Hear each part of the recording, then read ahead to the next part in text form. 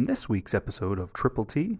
Listen, I don't trust anybody that's like really hanging their hat on a goddamn gas station pizza. Our gas stations serve tacos here, and they're good. Gas station tacos, some of them are fire.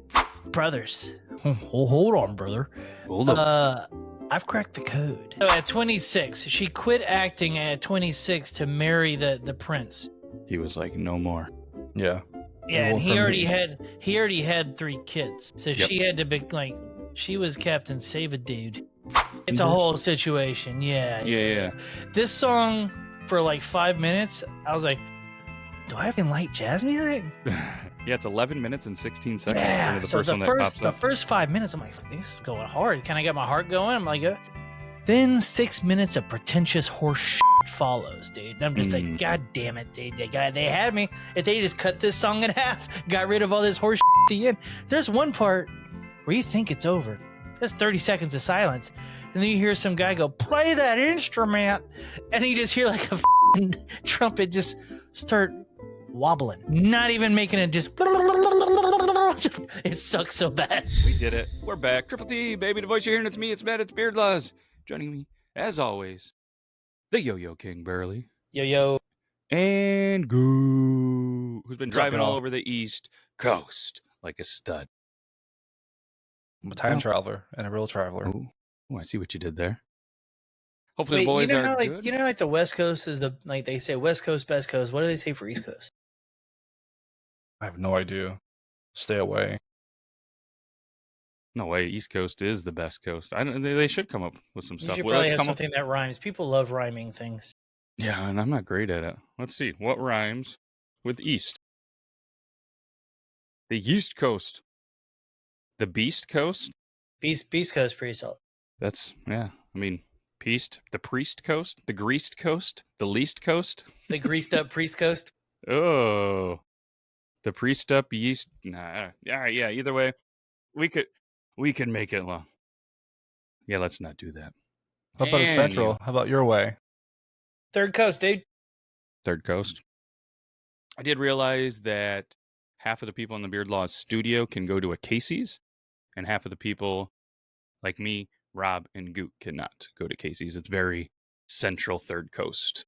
I don't know if you've been to one, but there was a big conversation on stay out of my fridge about the pizza at Casey's. It's more or less like a gas station type thing. Obviously, you're probably in Buc-ee's country, and everybody seems to go there. But yeah, I don't know. Apparently, they swear, Brandon McDermott and Euban, that Casey's pizza is the best. There was a new jalapeno popper pizza, and they were all about it.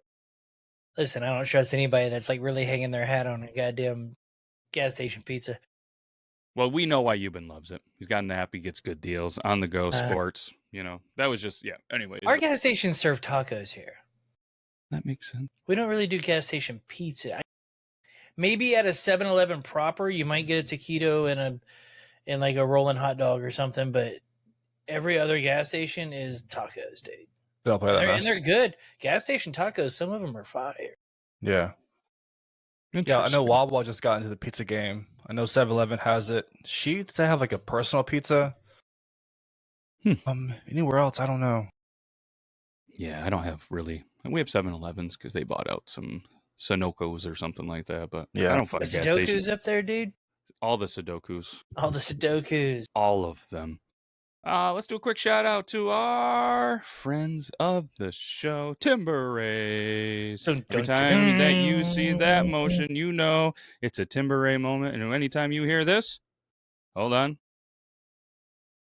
You know something was said, and it's a Timber Ray. Brought to you by Timber Rays. Yeah, we should do the zipper, and then brought to you by Timber Rays. I'll do the voiceover. I got you. Hell yeah! Make sure you guys check them out. TimberRays.com. We also have a new friend of the show. We got ourselves some Prime Ignite pickleball stuff, and it reminded me because it's in the background of Burley's. There, you guys can check them out. There is a link in the bio. And it is going to bring you right to a package for $64.99, at least at the time of the recording, to a pickleball package. I'd say there's a good third of the listeners that are hardcore competitive people. Yeah. And I still feel like pickleball is looked at as like some hipster weird thing or an old people game. You're wrong. Quite possibly the most fun thing I've ever done. I love it. Because you don't have to be crazy athletic. Look at your boy. but you can be competitive as all hell. Fun as hell. And dude, it's about to be fall. It's about to be the perfect time to start pickleballing. Maybe for you guys. Yeah, maybe. I don't know. I'll check the pack out. I'll buy it and go challenge some old people, I guess. Scientifically, meteorology, all these things. Yesterday was the last day of summer. Today's the first day of fall.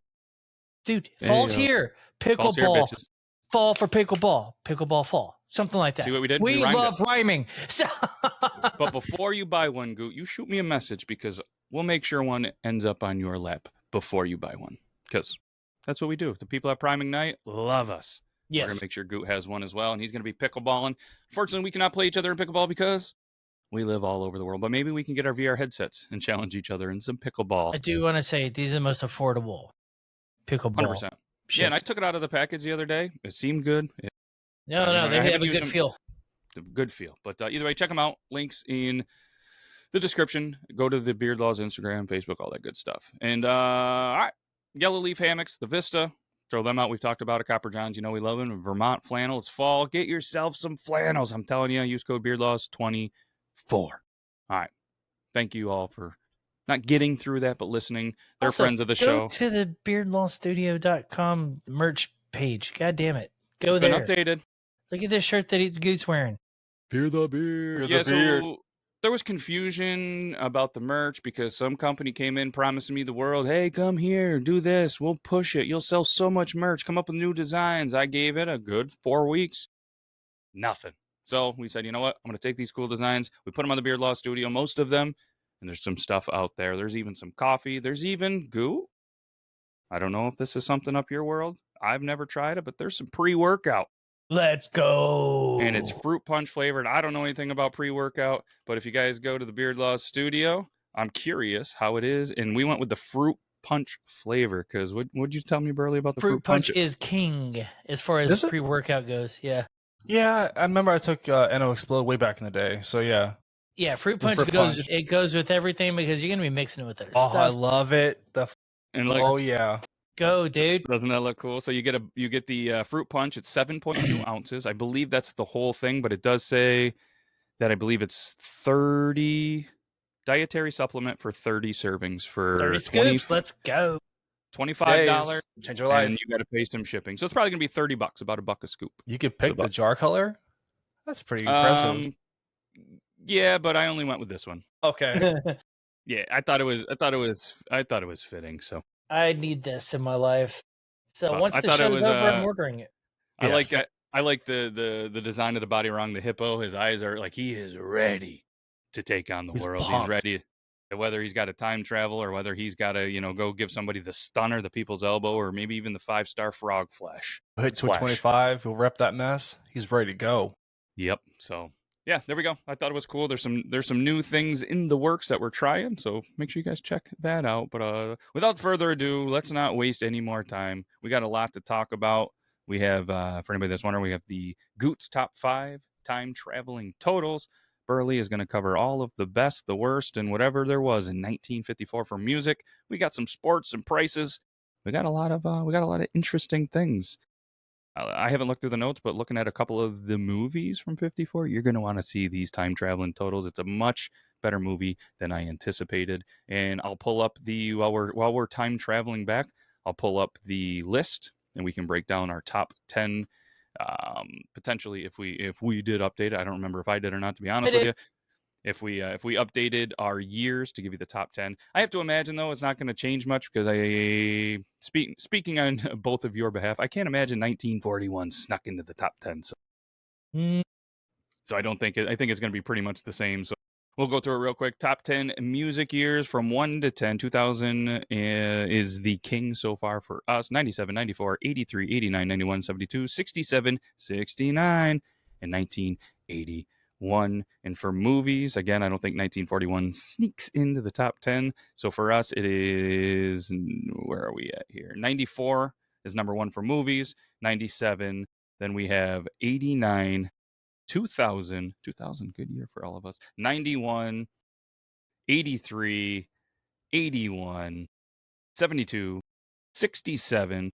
Then what do we have is the top 10 ish. So there we go. And if you guys want to, I'll try to do is I'll try to make some cool little graphics and post it on the socials, or at least the website. That'd be a good thing to do. All right. And want to travel? Let's go, dude. Let's go. I'm pretty pumped. Some things are gonna happen in this show that unexpected. We're not ready for it. You're not ready. You're not ready. You know who else wasn't ready? Fly.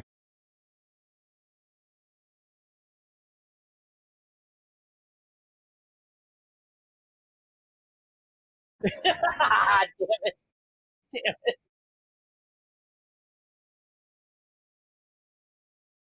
We had about 5 more minutes of uncomfortable noise. I was like, how long before I should press there's it when we're there's just a little staring? timer on my screen that I can see. I know the number whenever it hits. So Yeah. we had about 5 more seconds. Brothers, hold on, brother. Hold up. I've cracked the code. Normally, when I see 50s, 40s, even early 60s, I'm like, I've cracked the code. Heyo. See, I've been doing this all wrong.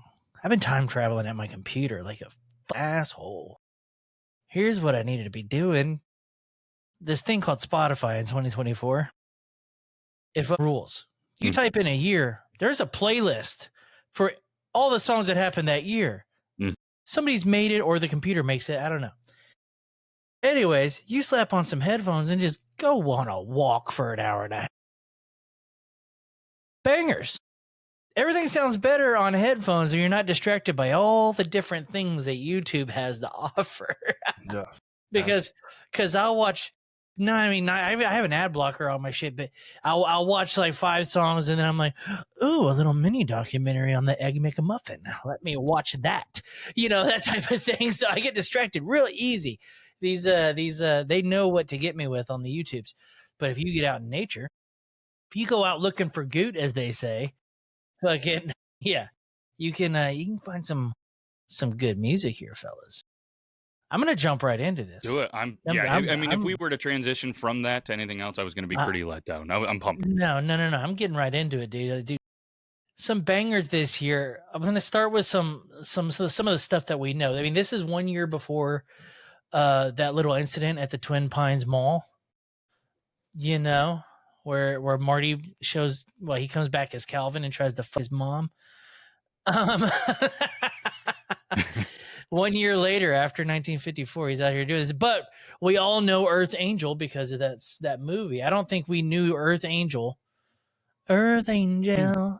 before Back to the Future 2. Did y'all? I didn't. Yeah. No. But we all know every lyric of that song because of Back to the Future 2. The dude's got a real weird voice, though. If you listen to it with headphones on, he's got like a wobbler, like wah wah wah wah wah wah wah whenever he sings. I don't know if it's the recording or if it's his actual voice. If it's his actual voice, pretty neat, very unique. Is he a crooner? I don't know. Probably, maybe like a little. I mean, sorry, yeah, I'm listening to it right now in my ear. You guys can't hear it, but can you hear the wah wah wah wah wah in his voice? Yeah, it's weird, dude. Yeah. It's a real weird, odd thing. I don't know if crooning. This is the day of crooning. Notice I left them off. Ooh, I like it. There is a little bit of crooning happening at this time, but we've covered that. Mm-hmm. Next song is just, we're gonna do a little flyover here because I got to get to some things. But I've Got a Woman by Ray Charles. We all know that song because of Gold Digger. Yeah, she's a gold digger. Now, I'm going to skip this one. Okay. Mr. Sandman. Do you remember Mr. Sandman? Okay. Do you think we could play the first 5 seconds of that song before the words even start? Let's try. I mean, the worst that happens is we have to take it back out. It's 5 seconds tops. Just, I want to full volume. Let me know when you're about to do it. Yeah. By the Chordates. Mm-hmm. I have a theory on this. Okay. Let me do here. Just give me a second here. You're So good. you don't want to do the theory until you hear it. No, I want you to hear it first, and then I'm going to lay out my theory. All right. So this is played by No Copyright Music on YouTube. Noise. So, I mean, I feel like we can play it. So we're going to try.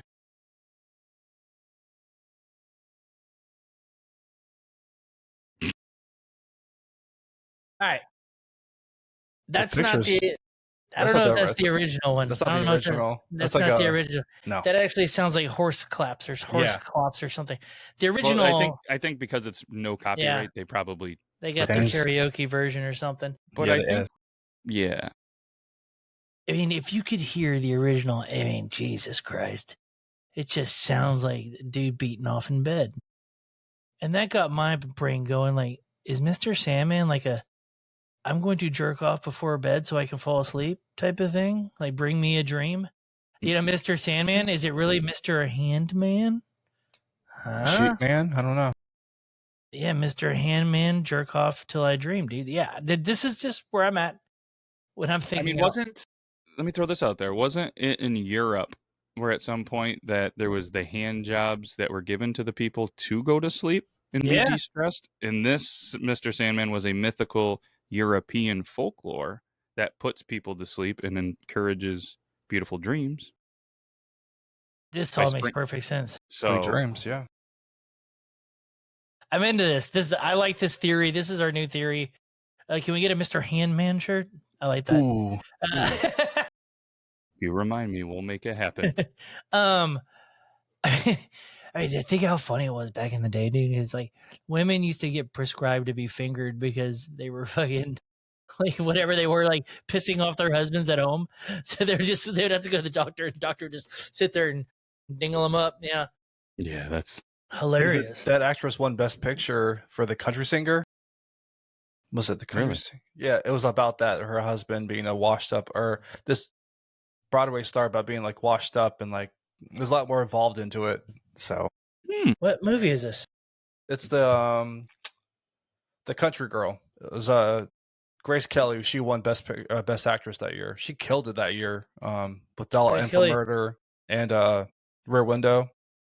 Grace Kelly hot? Yes, very beautiful woman. See what she's talking about here. Bet you not anymore. I'd finger blast her. Wow, yeah. I typed in Grace Kelly hot. That's ridiculous, Burley. Right to the point. Dig it. I mean, even Grace Kelly now, she's a musician. She never did any nude scenes? I don't think so. No, she didn't, and I'm here looking. It's confirmed. He's confirmed that. All right, well. Man, she died at 52 in a car crash. Ugh. The age of 52 in 1982. That sucks. Her son, Prince Albert, helped establish the Princess Grace Awards in 1984. Was he in a can?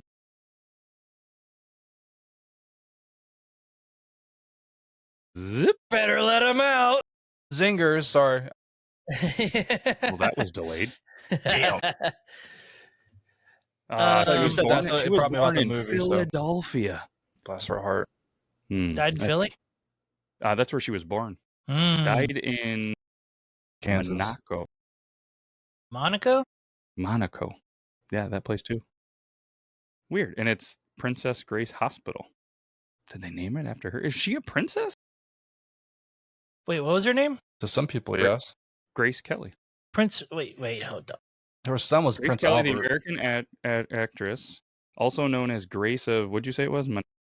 Monaco, American actress and prince. Yeah, she was the princess of, and the wife of Prince Rainier III from 1956 until their marriage and until her death in 82.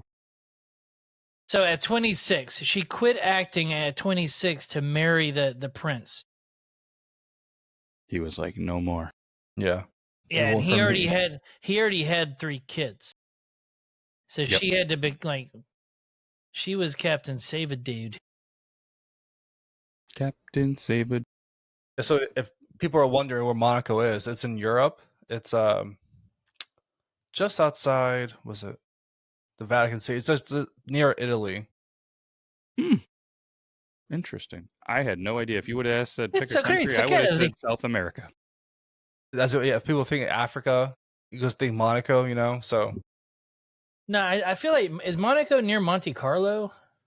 yeah, just That's south what of I it. thought. Okay, they have a princess there as well. They speak French. Gross. Oui. Yeah. It's bordered by France to the north, east, and west. So I'm guessing that neither one of y'all got my message until right before the show about this song I wanted you guys to be familiar with. Gotta be That honest is with you, true. still haven't seen said God message. damn it. But which song is it? I will get familiar with it right now. We'll make it fun. It's too long. It's called it's called Hernando's Hideaway. Hernando. Hernando. It's sung by Archie Blair, if that's how you say his last name. It's such an odd song, but goddamn, in headphones that I enjoy it. Oof. Yeah. So it takes place at a nightclub where magical things happen in your pajamas. It sounds like it could be a commercial for a bar. Yeah, bring that back. I feel like bars don't have any commercials anymore. You like look up like your phone maps to see where the nearest bar is if you're traveling somewhere. I don't know if they can legally do commercials for bars. It's a shame. You know that in a beer commercial, here's a fun fact. Do you know that, or in any liquor, any commercial for liquor or beer, you've never seen them drink it? That is true. You can't, right? It's illegal to drink it. Yeah. They just all like cigarettes, hold you couldn't smoke them, right? Yeah. Well, you can't even do cigarette ads anymore at all now. Back in the day, yeah. Good old days. Well, if you're a certain beer company, then you have your very, very, very famous profiled people that just wash a Cybertruck and then spray each other and get in their underwears and spray each other. Or you just have the largest pop star in the world just have one at her table. You'll never see her drink it. It'll just be there. How easy marketing is that? Sweet. Hey. That's the ultimate marketing. It is essentially it's Garth in Wayne's World, dude.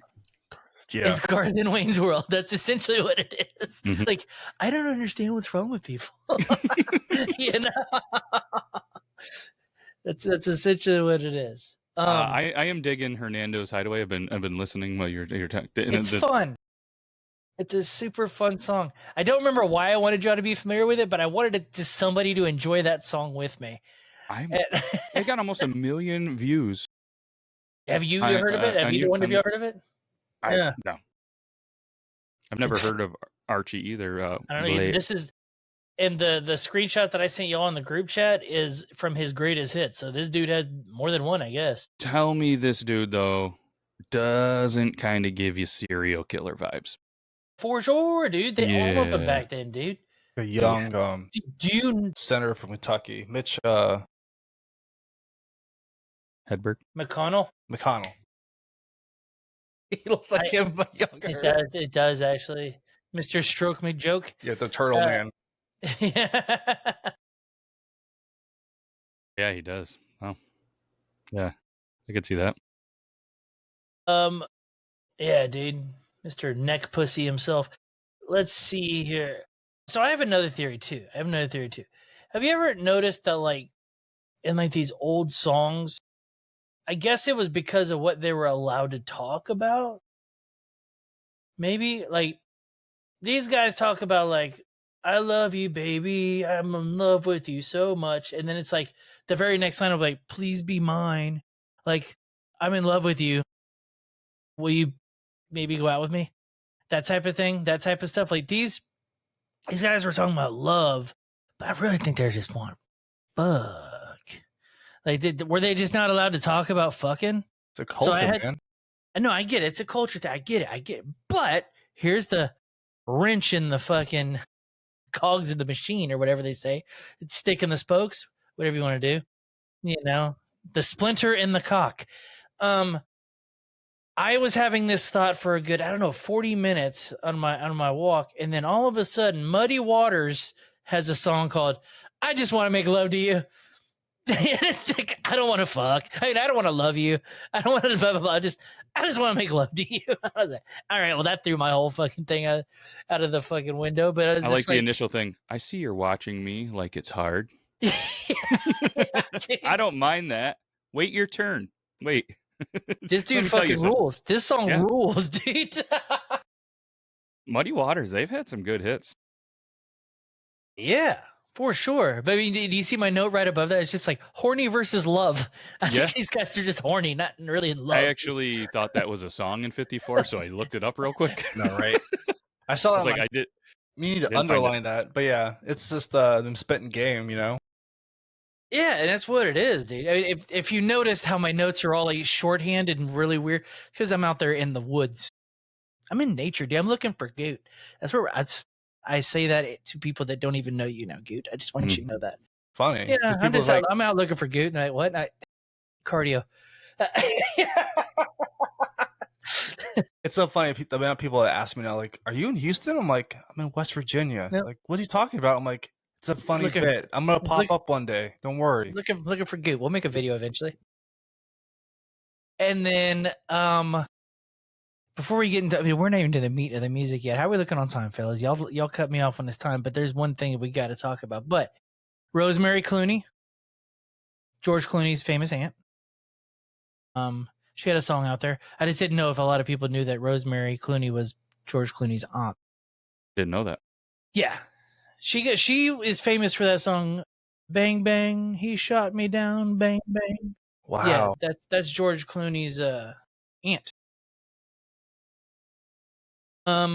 Let's here we go. Okay, so also, have you ever heard of a song called "A Night in Tunisia"? Not by name, no. By Art Blakely. Correct me if I'm wrong. It might be 10 minutes long. Wow. Well, let's see. The first one that comes in must be a mix of that song by Charlie Parker, Dizzy something, and the Giants. Dizzy Gillespie. Yeah. No, the Art Blakely one is from 1954. I don't even know if it's the original one. Let's see here. A Night in Tunisia. Okay, by Art. I think the whole label. It's weird because even when I put Art Blakely, it comes up with "and the Jazz." It's a whole situation. Yeah. This song for like 5 minutes, I was like, do I fucking like jazz music? Yeah, it's 11 minutes and 16 seconds. Yeah, so the first 5 minutes, I'm like, fuck, this is fucking going hard. Can I get my heart going? I'm like, then 6 minutes of pretentious horse shit follows, dude. And I'm just like, God damn it, dude. They had me. If they just cut this song in half, got rid of all this horse shit at the end. There's one part where you think it's over. There's 30 seconds of silence. And then you hear some guy go, play that instrument. And you just hear like a fucking trumpet just start wobbling. Not even making it just fucking, it sucks so bad. What's weird too is because, I mean, he's performing this in 54. It's played there, but then it's almost like it didn't hit an album until 61. No shit. Yeah, because that's what I'm looking. He's playing it live in this place in New York, playing it live here, Volume 1, A Night at Birdland, 1954, that's this. And then when you look at the actual, when it hits the album, it hit it with him and the Messengers, 61. And then there's an album name, A Night in, what is it, Tunisia? Tunisia. Yeah. Tunisia is a studio album. It's one of those sand countries that we've had to invade a few times, bring in some freedom. Yeah. But then, yeah, they put it out. They put it out in 61, May of 61 through Blue Note Records. All right, well, fucking, it was on that playlist, dude. Yeah, no, I'm just saying, the song was around by then for sure, but it's just weird that I guess you don't see it a lot where a song comes out, but it doesn't really land on an album until 7-8 years later or something like that. You know, most people are making songs with an album in mind. Just kind of cool. I mean, not all the time, but I don't think these jazz dorks do that, dude. I think they're just there to create musical chaos. And then some dorks, they think it's good. I like how Blue Note Records has this described. An 11-minute slamming, power-packed drum showcase. The drummer leads the muscular rendition with a volcanic opening, smoking, sparking, rumbling. What was that movie? Okay, keep that up, by the way, Matt. You got to fill me in here. What was that movie with the drummer kid? There's like a jazz drummer Won a bunch of awards. It's a recent movie. Yeah, it's like Whiplash. Whiplash. Yep. Whiplash, 2014. Is that connected somehow to A Night in Tunisia? Somehow? Because, dude, this drummer is going. That's what got me into this song. This drummer is going hard from second one of A Night in Tunisia. This drummer is going apeshit. It's the other instruments that fuck it up.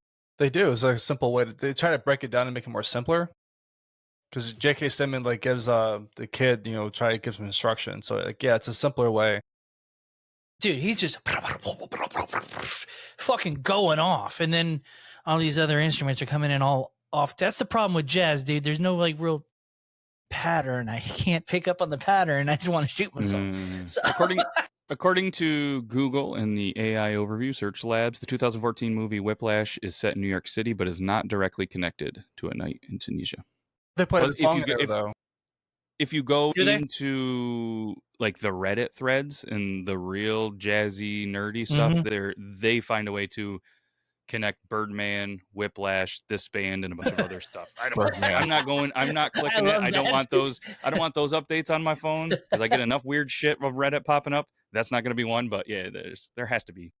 That's cool. All right. I mean, see, that's the type of shit that could get me in. I mean, I'm really into synthesizers right now for no reason other than straight up. Shout out Nate No Face. Now I'm obsessed with synthesizers. That's my whole feed right now. Okay, here's what we need to have. This is the meat and the potatoes of it. This might be the greatest song I've ever heard. The greatest song I've ever heard. Chet Baker, My Funny Valentine. Have y'all ever heard My Funny Valentine? Famous crooner made this song famous the very next year. But fuck that guy. I want the OG. I know Chet Baker. The very next year, goddamn Sinatra got a hold of this song and made it famous. So to say what? Yeah. Fucking queer. Hate crooners, dude. Chet looks like he should have played in some movies. Chet's an odd fella. Show him on the screen. Here. Sorry, I am just jamming to a live performance of My Funny Valentine. Yeah, okay, hold on. You need the recording version. Okay, I didn't enjoy the live one. Okay, it's not. You're don't jump ahead here, Matt. Don't jump ahead. Okay. We're not jumping. I listened to this song no less than 5 times yesterday. In a row. Oof. Feeling it. Okay. Yes, this guy right here. He looks like a fucking villain. Like Jim Carrey in a greaser. Yeah, in a greaser, that chin, dude. It's like Jim Carrey from the side. How many packs do you think he smokes a day? At least 10. And he keeps them in his shoulder right over here. Rolled up sleeve. Okay. This song right here, I even texted, my dad was born in 45. I texted my dad, I said, was this song really a fucking hit? Because it sounds like a love song. And then towards the end of the first listen, I started listening to the lyrics. I'm like, the fuck? So then I had to go listen again, and then it just became a genius song to me. I'm gonna pull it. I think I wonder if it made it in any films, because you could kind of see this as like you could see this in films. I think easily it could be in like horror movies. I looked it up. It's from a play. Okay. I looked it up. It's from a play, and I was a little let down by that because now I understand why. You know, like I thought this was just a song, and I was like, this is the greatest song ever written. The bridge is funny. So let's start off with verse 1. My funny Valentine, sweet comic Valentine, you make me smile with my heart. Normal lovey-dovey lyrics, right? Mm-hmm. You ready for this, Gute? Your looks, yeah. Yeah. Your looks are laughable, unphotographable, yet you're my favorite work of art. Hey, listen, you ugly bitch. Yeah, I love you. I love you. What's that term? It's you're a neg. It's a neg. Yeah, he's negging the shit out of her, dude. Yeah. Brought to you by Timber Race. Yeah.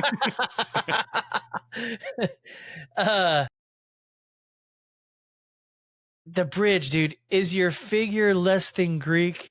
Is your mouth a little weak? Ooh. When you open it to speak, are you smart?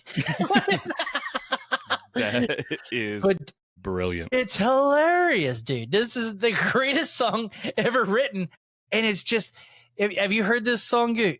No, I'm about So to. the recording song that I have, it starts off with just a stand up bass, just kind of.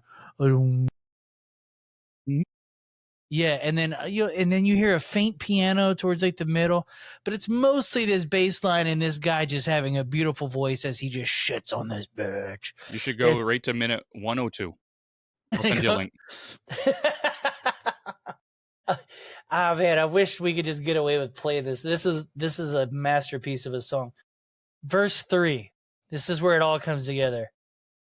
But don't change your hair for me. Not if you care for me. Stay, little Valentine, stay. Each day is Valentine's Day. So he said all that shit just to say, I kind of like you around. Yeah, he didn't say one nice thing to her. I wonder who he's singing to. He did. He said, "You have my favorite piece of art." That was a compliment. Yeah, I mean, abstract art, I guess. You're a real Picasso, bitch. Yeah, nobody ever says like you're my little Picasso.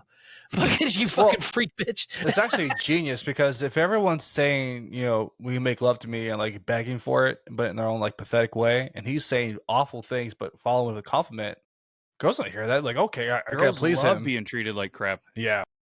In my head, I feel like he's the drunk guy. It's cutoff time at the bar. He's got to go hogging because that's all that's left. And this is what he's saying. Why hasn't more people written about that moment in life? Because I mean, I've heard the one song, "I'm Running Block." There's that song, but that's it. I mean, whether, as a dude, you've been there, as a girl, you're probably the last call girl. You've been there. You've been through some times. Not everybody probably, but a lot of people. It's relatable. That's our new song. We're going to make a 1954 version of Last Call. Man, it's relatable. It's just funny. I wish we could figure out something to do with that. Just what, do we get censored? Oh boy, that'd be funny. We'll find a crowd. We still have volume 1 of our Triple T thing still up. Yeah, we gotta plug that, man. That was freaking amazing what you guys did. Good. It was fun. So yeah, dude, my Funny Valentine, greatest song ever written. I'm tossing it out there. And before we hang this up, this is gonna surprise a lot of people. Can you look at the rating that I gave for the year 1954 music? Oh shit. The results way higher than I think I've cracked the code, fellas. This is the new way to do it. I'm going to listen to Burley's in with a 65.3. Way higher than any year pre-69, probably. That is well, higher than you rated it higher than anything. Yeah, 66. 67. You got a 73. 69. You got a 69.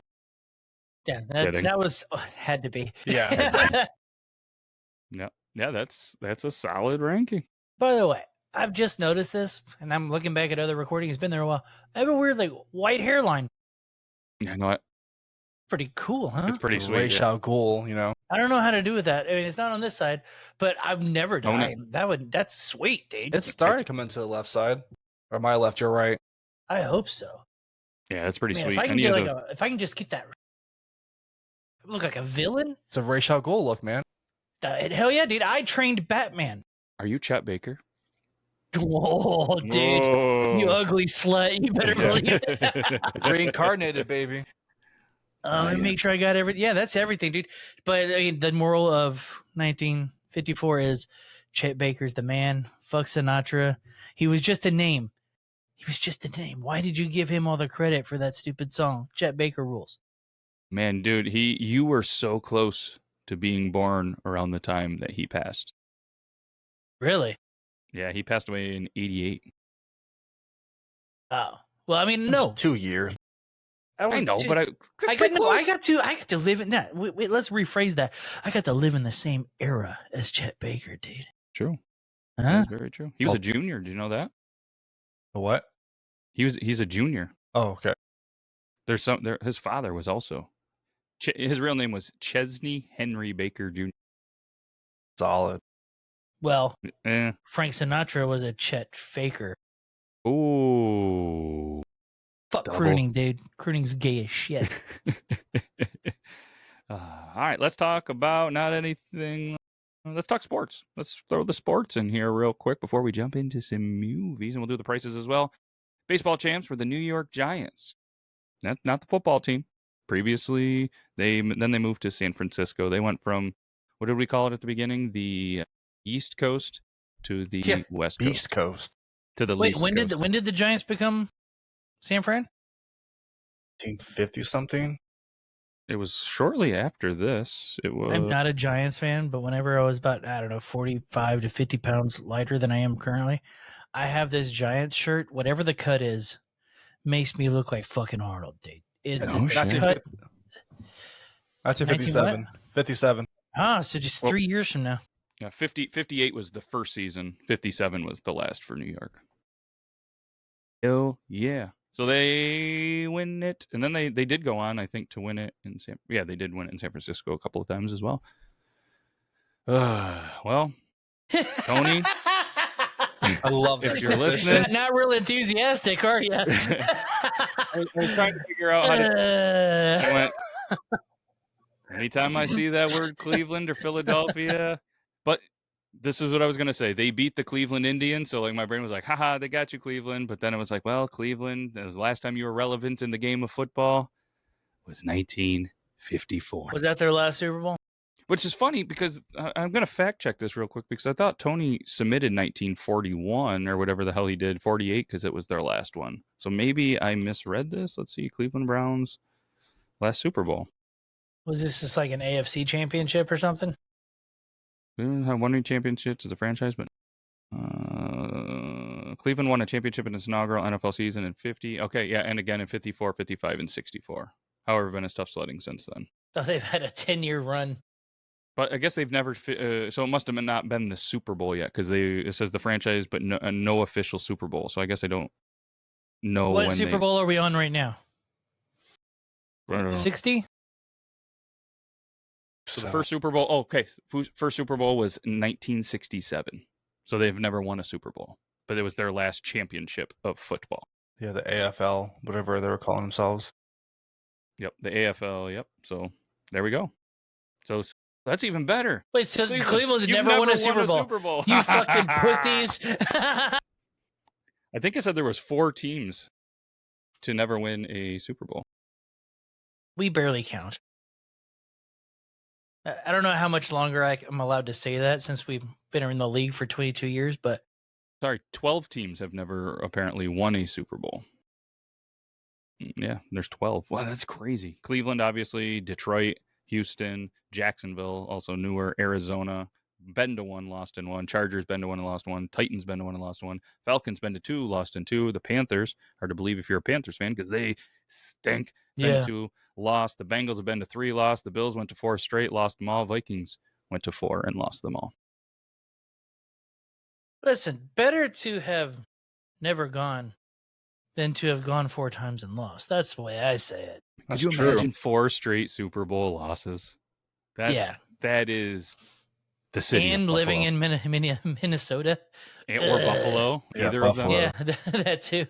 Oh, man. Yeah, and then right around that time, the Sabres lost in the Stanley Cup Championship because a guy kicked the puck in. Is that not allowed? Not allowed. Yep. But I can't remember if... I think it was against them. I almost think it was like Dallas. And I think Dallas kicked it in, but it was not called. And then a rule came like, you can't do that. And that's how they lost. I'm pretty sure. Might have made it up. I don't know. I know this is highly unlikely, but not totally impossible. You know when there's times that like there's not a goalie on one side? Yep, you pull the goalie up. Yeah. Isn't that what you call jerking off? Pull the goalies are pretty good. God, we're on it today, dude. Write these down. I wonder if anybody somebody must have put a goalie mask on their tip of their penis and said, "What are you doing? Just pulling the goalie." Yeah, dude, he called it fucking Casey Jones. Fucking but here's the deal. You pull the goalie on one side, you got a goalie on the other side. You know how they have that like little lacrosse hand where they catch the puck? Yeah, the glove? Yeah. If they launched it with their hand across the ice and it went into the other net, does it count? I don't think so. I think it has to be Hit with a stick. I think they have to make the play on the stick. Because I don't Okay. think you can even advance it by that. I think you have to drop it and then use your stick. I don't think you can throw it. Just What like about you in can't do it. soccer? What about in soccer? Like if you threw it from out of bounds, inbounds, with your hand, Has to and be it went into the touched. net. Has to be touched first. Can't be offsides Okay. on a throw-in, but it has to be touched. Look at this. We are a sports show. We are a sports show. Watch So out. no, we are establishing these rules in 54. So in 2024, they can't fuck They it got up. shit All figured right. out, yeah. They And still we're gonna fuck call it it up. the Burley Goot Beard rules, laws. Wait, the BGP? BGB. Yeah. Speaking of BGB, basketball begins with a B, and so does the NBA. The Minneapolis Lakers. They won. They defeated the Syracuse Nationals. And Stanley Cup, back when Montreal. the Lakers made sense. Yeah. Back Then they when the moved in Lakers made sense. 1960 to LA. Ooh, a lot of moving. Syracuse, I think we talked about it at one point. That would have been cool if they still had a professional basketball team because that would be 2 hours from me. But instead, they have a mediocre college and football team. But good at broadcasting. If anybody wants to potentially be a sports broadcaster, apparently you can go to Syracuse, and there's some famous people there. And Stanley Cup, Montreal Canadiens beat the Detroit Red Wings. Montreal, when you were still relevant in hockey. Let's do the new price. We'll do the prices real quick, and then Goot, when you're ready, we'll jump into your time traveling totals. Price of a new car in 54.17 hundo. Gas 29 cents. Loaf of bread 18 cents. Milk 92 cents. A movie ticket was only 60 cents. Goot, that'd be nice, huh? Stamp was 3 cents. Average rent was $80. A washing machine was $200. TV for a black and white TV $300. And the hourly wage is $100. What's crazy? The TV thing, $300 for a black and white. Just caught me off guard. Yeah, right. We've come a long ways, huh? $500 roughly for a 55-inch 4K smart TV. $300. What's $300 in 1954 money? That's got to be like $3,000 or some shit. It's now. got to be expensive. $300 in 1954 equivalent today is about $3,500. A little over $3,500. Man, they were getting fucking ripped off in a post-Nazi America, huh?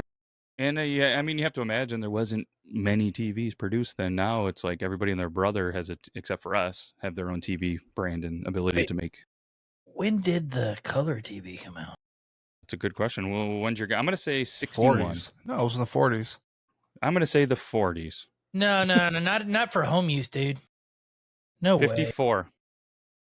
Oh, 1954. Here we go. The first mass-produced color television set was the RCA CT100, released in early 1954. However, color televisions, they were first demonstrated in the 20s, but they were used for medical purposes before we used them for entertainment. 1954, also NBC broadcast this is me the pointing first... and laughing at you, Goot. He did it. He's pointing. He's laughing. NBC broadcasted the first coast-to-coast color transmission of the Tournament of Roses parade in 1954.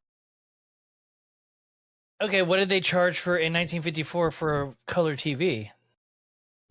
Now I want a non-racist TV, please. Just picture Dark Shirt singing the song. Color TV. Let's see. Listen to this shit. They became available. That first one was $1,000 in 54, which is equivalent to $7,000 today. That's an 8K. That's an 8K TV now. Yeah. Okay. Yep. 12-inch screen and was being made in Bloomington, Indiana. Jesus. Fucking Indiana sucks. That's one of those places. Much like India, Indiana sucks as a whole state. It is. Look at this. Yeah. This was the first TV, the RCA. Good old 12er. CT100. Does it play radio too? I don't think so. When Kelly Grant brought that home, was that her name? Grace Kelly. Grace Kelly. When Princess Grace brought that home from the local TV hawk, the people were talking. People were trying to keep up with the Joneses back then. Right. Felt special. Man, you can buy a 1954 Zenith TV television large full page color models for like $200. I don't think that's the actual TV, but they have all this part. Man, they weren't so goddamn heavy. I'd think about getting one for nostalgia. I kind of want one of those old school things with the TV and the record player and the speakers and everything all built in, one of those big boys. Until you try to move one. I've had to move many. Forget, I worked at a thrift store. Yeah. Macklemore ruined that for you? No, I mean, it was definitely... What? it was definitely a source of contention, for sure. So yeah, all right. Well, let's get into movies because I was having some follow-up questions. We would have went on a weird conversation for the next 12 minutes. So let's do the movies. So an honorable mention, I just noticed in the random effects or notes section, the U.S. Launched their first nuclear submarine, the Nautilus. So honorable mention to 20,000 Leagues Under the Sea, Captain Nemo's famous ship, the Nautilus. Just causing havoc. Just a tremendous movie. So that's what they named it after? Yeah, the first nuclear submarine was the Nautilus. Nice. 1954, man. I would also like to shout out Vietnam. Yeah. Diddy Mao! Diddy Mao! All right, off to movies. So I had to bring that because it's so hard to pick 5 movies. I'll freeze. It's so hard to pick 5 movies for me because there's so many. Like 1954 is a good year for me. Just for movie wise, there's so much to pick from. So the 5 I picked from is probably one of the best 5 movies for me. Number 6 is 20,000 Leagues Under the Sea. But for that year for Oscars, Best Actor was Marlon Brando. He won for On the Waterfront, which also won Best Picture that year. Wish we had time. I watched a whole little mini documentary about Marlon Brando. No, right? He's a piece of shit. Exactly. He's a fucking asshole. He did. He's the best actor ever, but didn't give a shit. That's a line I cross every day. Like I appreciate like an actor's like work on the screen, but I don't give a fuck about them as a person. I don't want to know about them outside of a movie screen. No, I'm talking about on the set, dude. Still, yeah, these are even worse. These movies took forever because he'd be like, I don't know the lines, dude. Fucking dude, what the Godfather? What's his name? No, not the character's name. He was in Lonesome Dove. God damn it. Tommy Lee Jones and Lonesome Dove, the Western. Oh, it was Tommy Lee Jones and what's the guy's name? De Niro. Lonesome Dove was Robert Duvall. Robert Duvall. Danny Glover. So Robert Duvall is in there. Robert Duvall used to have to hold up the cue cards so that Marlon Brando would be able to read his lines. That's how much he did not give a fuck. He killed himself. But he fucking rules as an actor. He just didn't give a shit. Didn't care. No. So on the Waterfront, he plays a former boxer who's persuaded by the mob boss to throw a fight, to derail his career. Great movie. Yeah. Then Best Actress was Grace Kelly. I mean, she's tremendous actress. She's very beautiful and just very talented. She won for Country Girl. She played Bing Crosby's in the movie too. He plays a washed-up Broadway star struggling with alcoholism, and he's given a second chance. And his wife is trying to help him. And then, like, if people start looking at him, like the things he's doing behind the scenes, realizing the situation is more complex. So then he's just playing himself. Yeah, he's an alcoholic that beat his kids constantly. I know, right? Fucking crooning piece of shit. I know. Hey, that must have been an easy role. Sometimes a role is made for an actor. It's a real Brando moment. It's meant to be. All right, so for my top 5 movies, I'll start off with number 5. You have the Seven Samurai. It came out in 1954. Directed by the legendary Akira Kurosawa. It's an epic. You practiced that, didn't you? Twice before the show, so I'm like, make sure I get this right. Kurosawa, Akira. I like it. So it's just one of those tremendous movies. Like, it's black and white. It's 7 samurais come together to help this one village, and they fight off 40 bandits at the end of it. It's just a freaking amazing fight scene. Just tremendous filmmaking. So there's 40 dead bodies, 4 epic battle sequences. I mean, there's this epic rain-soaked showdown with the bandits. There's 3 tense standoffs. The samurais are just unforgettable. Their skill, personalities, and tragic fates. Spoiler alert, they all die. But there's sword duels, a burning village, just an iconic leader. There's countless moments of honor, courage, and sacrifice. Just a tremendous storytelling movie. Number 4 is Godzilla. Our kaiju fans just say it right. For zero. There we go. I didn't understand what you said the first time. Excuse me, sir. But I mean, this is the first one. Just a great culture in Japanese history, just come up with this idea for just more than just the creature feature, just a powerful like horror story of like the nuclear destruction. What country? What country? Japan? I would love to hear Japanese, like a real like island Japanese person say creature feature. I bet you that would fuck them up to say. I wonder if creature feature. Don't we have the ability to type that in? Creature? I'm thinking, do they say that in Godzilla -1? No, they don't say it. What is a kaiju? Is that like a water monster? Yeah. Or just a monster? Yeah, it's a water monster. Okay.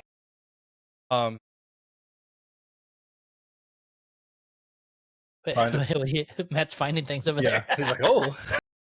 It's like, I am learning things. So obviously we get the the giant radioactive monster. There's 2 cities level, Tokyo and just the surrounding areas feel it, the Godzilla's destruction.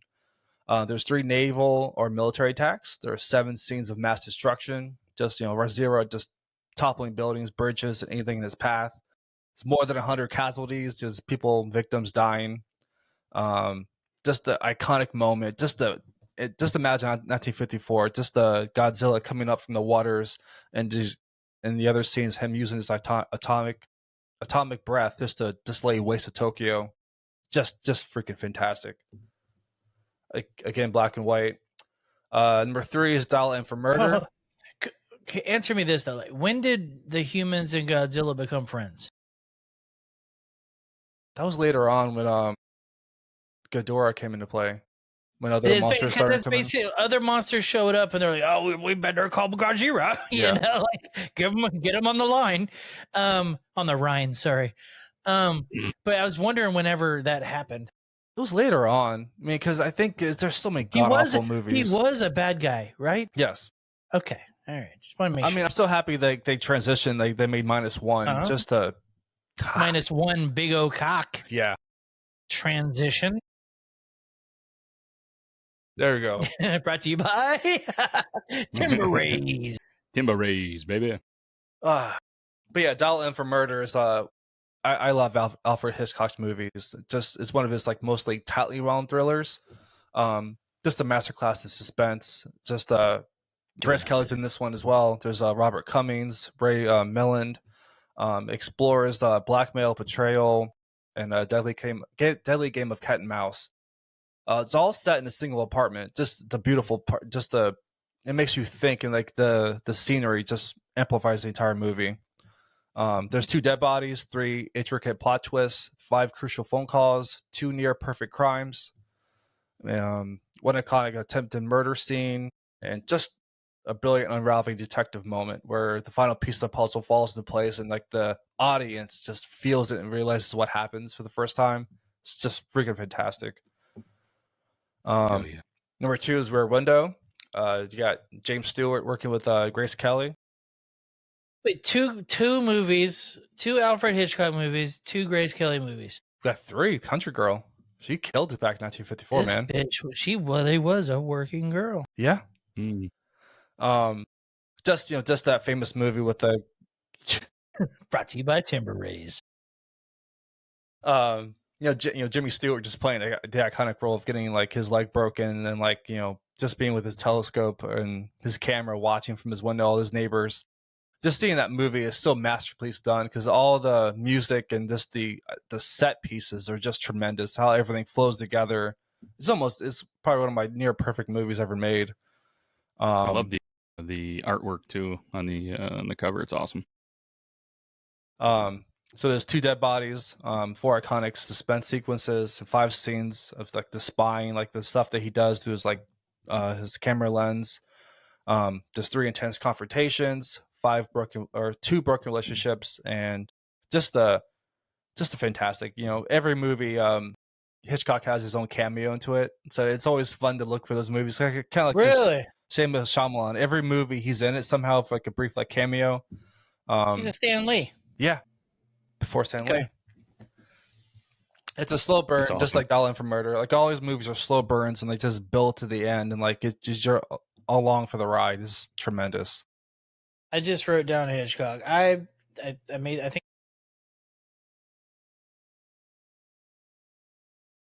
I let y'all know the other day that I'd never seen a Hitchcock movie. So Ooh. I think I'm just going to buy a bunch of Hitchcock movies today. Make it happen. There you go. Good and move. then hopefully watch them. Yeah. Hopefully. Yeah. Hopefully watch. And then not least, my number one movie is Creature from the Black Lagoon.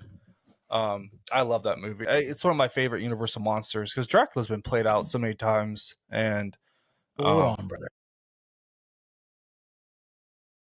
Dracula fucking rules. Yes, but still, all versions of Dracula. Who's your favorite fucking one rule. then? Actually, you hate this, but I really like the Blade Trinity version. That's the coolest looking monster I've ever seen in my life. Yeah. Whenever he turns into Dracula, that's the sickest looking monster ever. And that movie was just so bad that gets forgotten about. It does, unfortunately. I agree Come with at you. me, dog. Come at me. Like, everyone always focuses on like Bela Lugosi, but like I love Christopher Lee's interpretation of it, just him playing Dracula. I love Christopher Lee as an actor. Dude, I also really like just Dracula, Bram Stoker's. I really like that one. You know, that one was sick. Sorry. No, you're fine. No, it's a good conversation. Don't besmirch. Yeah, Don't besmirch. Dracula. Dracula. I can't wait for Dracula. Nosferatu, the great It's gonna be vampire. sick. It's gonna He be has a sick. cool cereal too, Jack. Yeah, Yeah. dude. He's a count. He's also a count. Yep. Oh, this guy's got it. Monster Mash, baby. Monster Mash.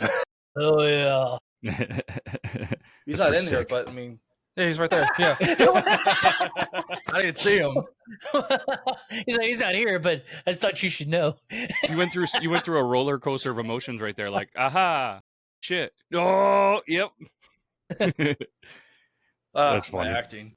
But no, Creature from the Black Lagoon. I love that movie. It's just I almost started building my own pond in the backyard to make like my own lagoon.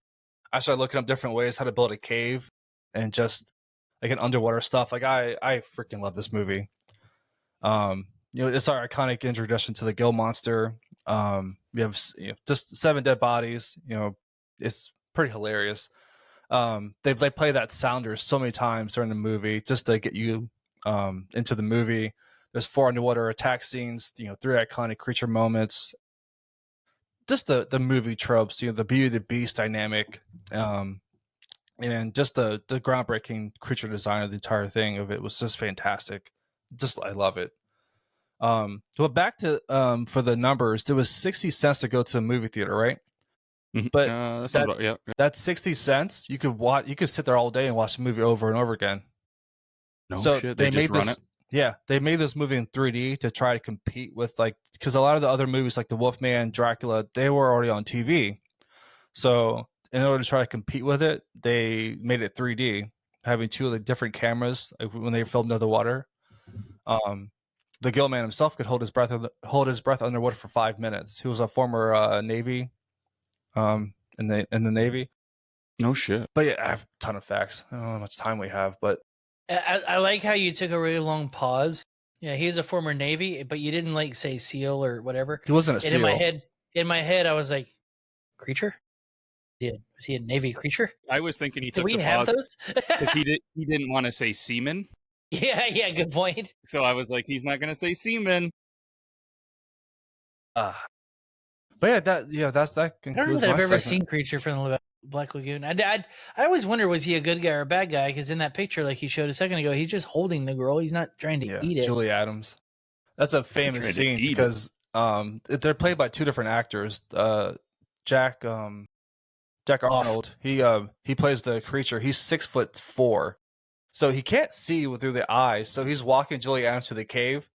She hits her head on one of the rocks or foam. She freaks out, and everyone's freaking out that she had a concussion. It's a famous scene. It's foam, bitch, you fucking 1954 whore. All right, taking us back to the normal times. Let's go back to 2024. I Let's got problems to thunder. deal with. 5, 4, 3, 2, 1. It's broken, guys.